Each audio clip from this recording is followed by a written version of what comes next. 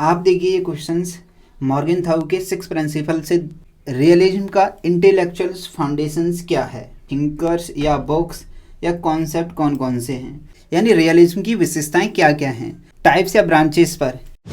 Only JRM में आप सभी का स्वागत है। दोस्तों आज हम इस वीडियो के माध्यम से रियलिज्म टॉपिक को समझने वाले होंगे। दोस्तों मैं आपको इससे पहले बता दूं कि ये हमारी IR से संबंधित 3rd क्लास है। इससे पहले फर्स्ट एंड सेकंड क्लास हो चुकी हैं, जिनमें से हमने पहली क्लास में यह सीखा था कि हम एक रणनीति क्या अपनाएं, IR को कैसे पढ़ें। सेकंड क्लास में हमने आइडियलिज्म को सीखा था। तो चलिए आज की इस वीडियो की शुरुआत करते हैं, जिसमें हम सबसे पहले PYQ देखेंगे। इसके साथ ही हम देखेंगे कि रियलिज्म क्या है। इसके बाद देखेंगे कि इंटेलेक्चुअल फाउंडेशंस क्या हैं रियलिज्म के। फिर इसके बाद देखेंगे कि फीचर्स क्या हैं। साथ ही हम समझेंगे कि रियलिज्म के टाइप्स क्या हैं या ब्रांचेस क्या हैं। एग्जाम्पल के तौर पर हम ट्रेडिशनल या क्लासिकल रियलिज्म को समझेंगे।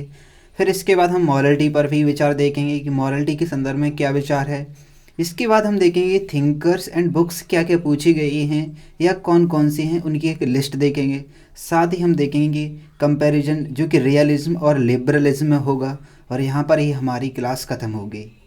दोस्तों आप रियलिज्म को समझने से पहले ये जान लीजिए कि रियलिज्म से संबंधित लास्ट ईयर क्वेश्चंस कैसे पूछे गए हैं। तो इनमें सबसे पहले आप देखेंगे कि यानी जो रियलिज्म का विचार है वो किन किन संदर्भों में कार्य करता है या किन किन संदर्भों में घूमता है चारों तरफ। तो ये नेशनल इंटरेस्ट की बात करते हैं। ऐसे ही आप नेक्स्ट क्वेश्चंस देखेंगे कि ऑब्जेक्टिव ऑफ लॉ नेचर किन से जुड़ा हुआ है, तो हम मॉर्गन थाउ की बात करेंगे। ऐसे ही आप नेक्स्ट क्वेश्चन देखेंगे कि यथार्थवादी अंतर्राष्ट्रीय व्यवस्था का गठन करते हैं, तो वो किस आधार पर करते हैं। ऑब्वियसली ये एनार्की के आधार पर करते हैं, यानी अराजकता के आधार पर बात करते हैं। ऐसे ही आप क्वेश्चंस पाएंगे कि यानी कि नीचे आपको नियो रियलिस्टिक थ्योरी दी गई है और उसमें कौन सा कथन गलत है, जो कि आप नेक्स्ट क्लास में देखेंगे इस क्वेश्चंस को। आप देखिए ये क्वेश्चंस मॉर्गन थाउ के 6 प्रिंसिपल से पूछा गया है, जो कि हम इस क्लास में 6 प्रिंसिपल को समझने वाले हैं, जिनमें आपको 4 स्टेटमेंट दिए हैं। इनमें बताना है कि कौन सा स्टेटमेंट गलत है। तो चलिए सबसे पहले आप समझते हैं कि रियलिज्म क्या है। रियलिज्म आप समझेंगे जो कि एक डोमिनेंट आइडिया है या थॉट है इंटरनेशनल रिलेशंस के लिए। इसके अन्य नाम आप पावर पॉलिटिक्स के रूप में भी देख सकते हैं, रियल पॉलिटिक बोल सकते हैं इसको अन्य रूप में। रियलिस्टिक थिंकर्स होते हैं वो हमेशा मिलिट्री पावर की बात करेंगे, सिक्योरिटी की बात करेंगे, यानी कि एक राज्य कैसे शक्तिशाली बने, पावरफुल स्टेट कैसे बने। रियलिस्टिक थिंकर्स होंगे वो ह्यूमन नेचर्स की बात करेंगे, तो बताएंगे ये सेल्फिश है, कॉन्फ्लिक्ट होता रहता है हमेशा, यानी कि संघर्ष करता रहता है मानव, कॉम्पिटिटिव है मानव स्वभाव। आगे आप ऑफेंसिव रियलिज्म या डिफेंसिव रियलिज्म भी आगे आने वाली नियो रियलिज्म वाली क्लास में आप देखेंगे इसको। तो चलिए अब सबसे पहले हम देखते हैं कि रियलिज्म का इंटेलेक्चुअल फाउंडेशंस क्या है। इंटेलेक्चुअल फाउंडेशन में आप कौटिल्य को पहले देखते हैं। कौटिल्य बोलते हैं कि एक शक्तिशाली राज्य या एक पावरफुल आर्मी ही अपनी नेशनल इंटरेस्ट को प्राप्त कर सकता है या कर सकती है। अब जिसके लिए उन्होंने मीन्स बोले थे कि आप साम दाम दंड भेद सभी अपना सकते हैं। दोस्तों आप इनके इंग्लिश में नाम ऐसे ही लिखिए। नेक्स्ट थिंकर्स हैं थ्यूसिडाइड्स, जिनकी रचना थी history of the Peloponnesian war.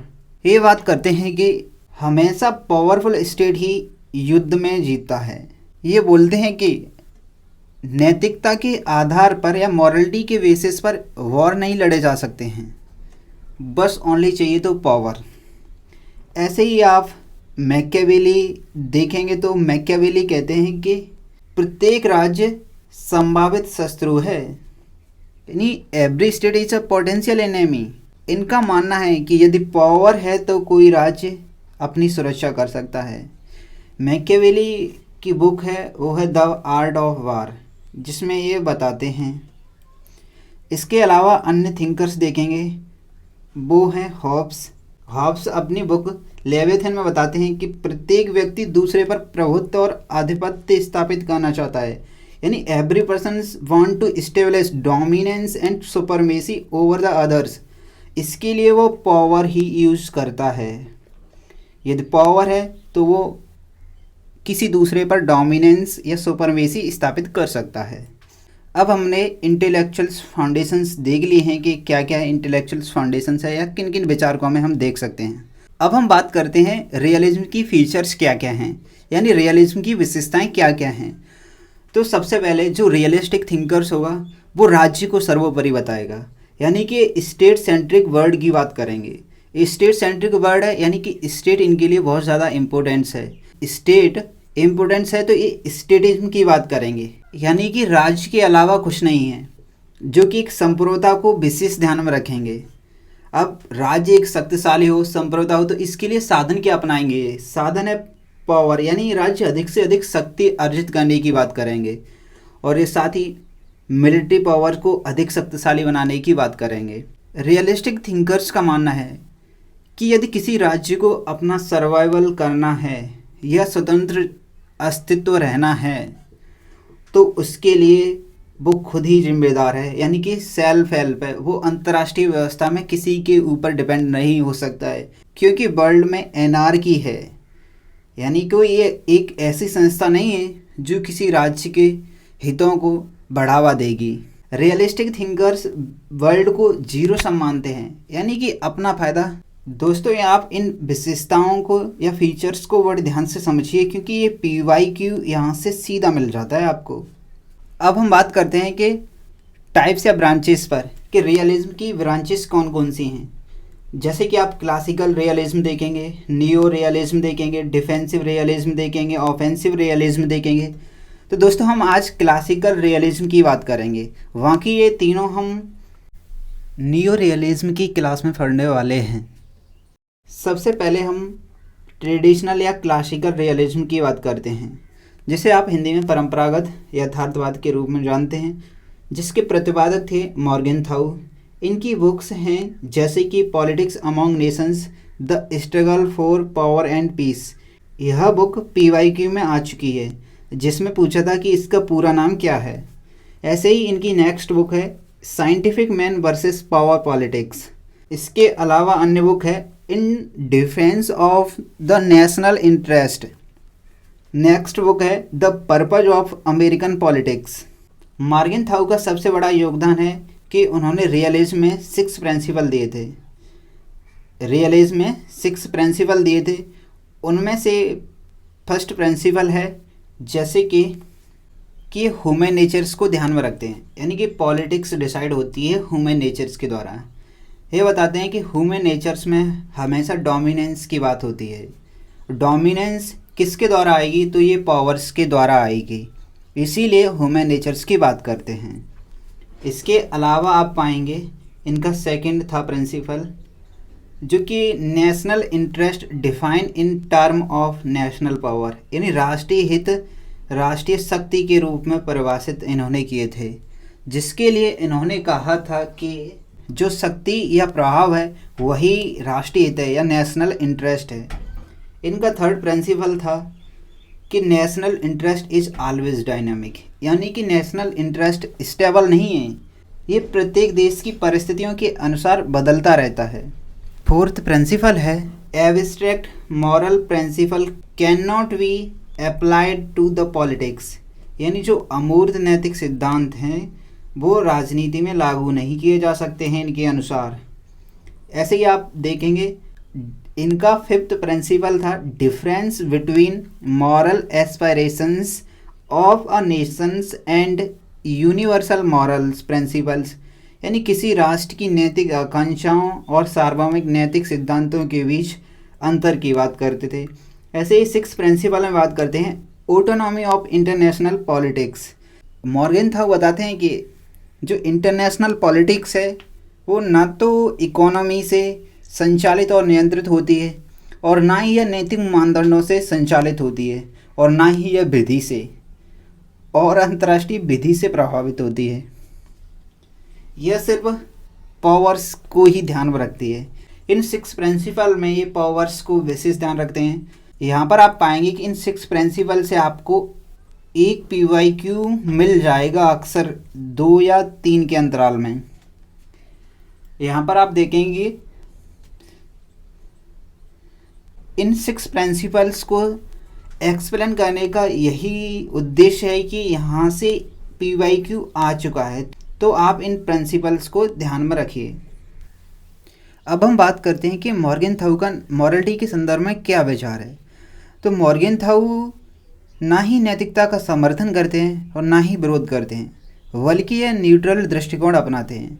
यहाँ से PYQ पूछा जा चुका है, तो आपको इसे विशेष ध्यान में रखना होगा। चलिए अब हम बात करते हैं रियलिज्म से थिंकर्स या बुक्स या कॉन्सेप्ट कौन कौन से हैं। तो जिसमें आप सबसे पहले पाएंगे कि रॉबर्ट जे आर्ट हुए, जिनका कॉन्सेप्ट है या जिनका योगदान है सिक्योरिटी डिलेमा में या बैलेंस ऑफ पावर के सिद्धांत में। नेक्स्ट हम बात करते हैं स्टीफन एम बोल्ट, जिनका बैलेंस ऑफ पावर में योगदान है। साथ ही इंटरेस्ट ग्रुप की बात करते हैं, जिनका इंटरनेशनल पॉलिटिक्स में प्रभाव होता है। नेक्स्ट थिंकर्स हुए EH कार, जिनकी बुक्स थी द 20 ईयर्स क्राइसिस, जो कि PYQ आ चुका है इस बुक से संबंधित। साथ ही ये EH कार लिबरलिज्म की क्रिटिसाइज करते हैं, यानी आलोचना करते हैं। ऐसे ही फ्रेडरिक सीमन्स हुए, जो कि जियो स्ट्रेटजी शब्द की शुरुआत की इन्होंने। इसके अलावा रियलिज्म से अन्य थिंकर संबंधित हैं, जैसे कि max weber, George F cannons, Henry Kissinger या निकोलस स्पाइकमैन या रेनहोल्ड नेवर इत्यादि थिंकर्स हैं। इसके अलावा हम न्यू रियलिज्म थिंकर्स को किसी नेक्स्ट क्लास में देखेंगे। तो अब हम बात करते हैं कि रियलिज्म एंड लिबरलिज्म में क्या अंतर है, डिफरेंस क्या है। तो हम सबसे पहले देखें कि हमने लिबरलिज्म पहले पढ़ रखा था और आज हमने रियलिज्म को देख लिया है। तो अब बारी है कि इनमें हम बारीक से अंतर करें, क्योंकि अक्सर आपको एक न एक वन लाइन मिल जाएगी जो कि PYQ में आपके लिए हेल्पफुल होगी। तो सबसे पहले रियलिज्म को देखिए, एक तरफा रियलिज्म है तो एक तरफा लिबरलिज्म है। आप पाएंगे कि जो रियलिज्म थिंकर्स होते हैं वो स्टेट को सर्वव्यापी मानते हैं, वहीं लिबरलिज्म थिंकर्स होते हैं वो स्टेट के साथ साथ MNCs या इंडिविजुअल हुए, इन सभी का एक महत्वपूर्ण रोल मानते हैं। साथ ही जो रियलिज्म थिंकर्स होते हैं उनका बस उद्देश्य ये रिलेटिव गेन प्राप्त करना है, यानी कि खुद का फ़ायदा हो बस दूसरे का नुकसान हो। जबकि लिबरलिज्म थिंकर्स हैं वो एब्सोल्यूट गेन की बात करते हैं, यानी कि खुद का तो फ़ायदा हो लेकिन दूसरे का नुकसान ना हो। रियलिस्टिक थिंकर्स बात करते हैं कि हमेशा अपनी मिलिट्री पावर है उसको आप बढ़ाइए और जिससे आप शांति और सुरक्षा पा सकते हैं। लेकिन लिबरल थिंकर्स सुरक्षा के लिए चाहते हैं कि हम एक दूसरे से सहयोग करें और जो मॉरल या एथिकल प्रिंसिपल हैं उनको हम लागू करें। ऐसे रियलिस्टिक थिंकर्स विश्वास करते हैं या बिलीव करते हैं कि हमें जो आर्मामेंट है यानी शस्त्र हैं जिनसे हम अपनी सुरक्षा प्राप्त कर सकते हैं उनको हमें बढ़ाना चाहिए। लेकिन वहीं लिबरलिज्म डिसआर्मामेंट की बात करते हैं, यानी कि हम सहयोग से भी तो अपनी सुरक्षा प्राप्त कर सकते हैं, इसकी बात करते हैं। रियलिस्टिक थिंकर्स एनार्की नेचर में होते हैं, यानी कि विश्व अराजकतापूर्ण है, बल्कि लिबरल थिंकर्स मानते हैं कि विश्व एक कम्युनिटी बेस्ड है, यानी कि वर्ल्ड है वो कम्युनिटी बेस्ड है, यानी विश्व ही समुदाय है जो कि कॉपरेशंस के आधार पर चल सकता है। तो यहाँ पर हमारा रियलिज्म एंड लिबरलिज्म में अंतर क्लियर होता है। अंतर हमें PYQ के लिए भी विशेष ध्यान में रखना है। हमने रियलिज्म से जुड़ी सभी विचारधाराओं या कॉन्सेप्ट को समझ लिया है। अब बारी है कि आज की हम क्लास को संक्षिप्त रूप में रिवाइज करें। तो हमने सबसे पहले डिस्कस किए थे कि PYQ एग्ज़ाम में कैसे पूछे गए हैं संबंधित टॉपिक से। इसके बाद हमने डिस्कस किए थे कि रियलिज्म क्या है। इसके बाद हम गए थे कि इंटेलेक्चुअल फाउंडेशंस क्या है। फिर हमने फीचर्स की बात की थी। फिर हमने ब्रांचेस देखी थी। साथ ही हमने क्लासिकल या ट्रेडिशनल रियलिज्म देखा था। फिर हमने मॉर्गेनथाउ का मॉरलिटी के संदर्भ में क्या विचार है ये देखा था। इसके बाद हमने रियलिज्म थिंकर्स या बुक्स या कॉन्सेप्ट देखे थे। और लास्ट में हमने देखा था वो था कि रियलिज्म और लिबरलिज्म में क्या अंतर है। आई होप ये वीडियो आपके लिए काफ़ी लाभदायक होगी। हाँ दोस्तों, आप इसके notes only JRF Telegram channel पर फ्री में पा सकते हैं। तो चलिए दोस्तों, अब किसी दूसरी वीडियो में मिलते हैं। Thanks for watching this video.